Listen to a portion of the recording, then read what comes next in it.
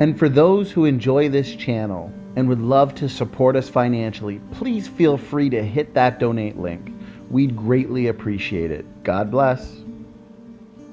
Okay, now to begin to understand the origins debate, one of the things we need to be very sure about is that we understand the genre or the literary style of Genesis. Yes.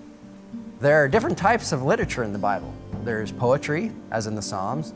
There are parables. Well, Jesus used those as teaching tools. There's prophecy, as in the books of the last section of the Old Testament, Isaiah to Malachi. There are letters, as in the New Testament, epistles written by Paul, Peter, John, and the others. There's biography, as in the Gospels, and there's also autobiography, like in the books of Acts, where the author Luke is recording events that he is participating in. And then there's historical records, as in the books of the First and Second Kings and many other books of the Bible that contain accounts of events that actually took place, like the birth, life, death, and physical resurrection of Christ, for example. That's right. So what's Genesis? If it's poetry or meant to be understood as some sort of a metaphor, then perhaps the millions of years we hear so much about could just be a part of how God created. Now, English poetry often features rhythm and rhyme, in other words, sound patterns.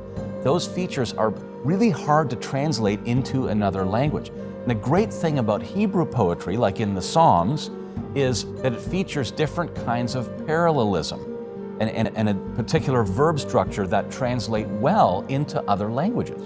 Yeah, Hebrew scholar Dr. Stephen Boyd, whose PhD is in Hebraic and Cognate Studies, performed statistical comparisons of verb type frequencies between historical and poetic Hebrew texts. And he came to the conclusion that Genesis 1 is clearly historical narrative, not poetry, with a 99.997% probability. Oxford Hebrew scholar Professor James Barr said that as far as he knows, there is no professor of Hebrew or Old Testament at any world-class university who does not believe that the writers of Genesis 1 to 11 intended to convey to their readers the ideas that creation took place in a series of 6 days, the Genesis genealogies provided by simple addition present a chronology from the beginning of the world up to later stages in the biblical story, and Noah's flood was global. Which history is true, either biblical history or the millions of years history? And we'll do a few examples, you'll get the idea.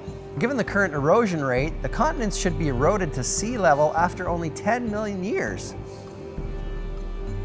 Now, the two competing histories give very different predictions for how many supernova remnants astronomers should find in the Milky Way. Yes, yeah.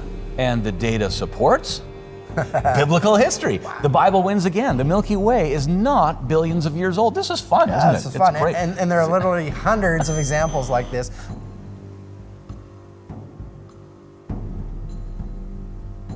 Creation or evolution, which do you believe?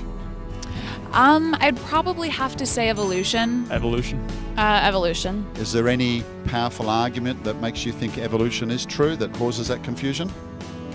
I think the studies that have been done on apes and monkeys are pretty compelling. Mostly fossil records and just databases of really just the fossil records. In your church background, were you ever exposed to any scientific evidence for creation by your church leaders, pastors, anything like that? Definitely not. Nothing in particular, no. No, I don't believe so. Do you still attend church today or not anymore? Only for holidays. We kind of stopped going together as a family, but...